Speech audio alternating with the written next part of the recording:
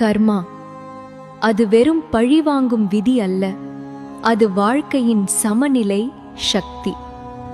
நாம் நினைப்பது போல் அது கோபமாக வராது, அது சத்தம் போடாது, ஆனால் அது கணக்கு போடுகிறது. நீ செய்கிற ஒவ்வொரு செயலும், நீ பேசும் ஒவ்வொரு வார்த்தையும், நீ நினைக்கும் ஒவ்வொரு எண்ணமும் கூட இந்த பிரபஞ்சத்தில் ஒரு அலை போல் பரவி செல்கிறது. நீ யாரையும் காயப்படுத்தும் போது அந்த வலி காணாமல் போகாது. நீ யாருக்கும் உதவும் போது அந்த நன்மை வீணாகாது. வாழ்க்கை ஒரு வயல், நாம் எல்லோரும் விவசாயிகள். நாம் விதைப்பது வார்த்தைகளால், நடவடிக்கைகளால், நினைவுகளால். நல்லதை விதைத்தால் நிம்மதி மரமாக வளரும்.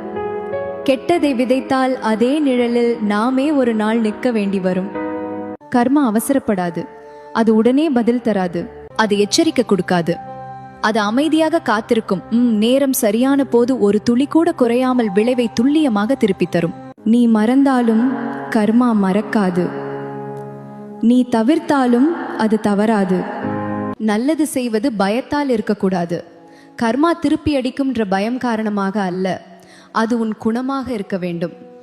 யாரும் பார்க்காத இடத்திலும் நேர்மையை காக்கும் மனிதன்தான் உண்மையில் வலிமையானவன். உன் மனசாட்சி, அதுவே உன் முதல் நீதிமன்றம். அங்கே நீ தோற்றால் வெளியில் வென்றாலும் பயனில்லை.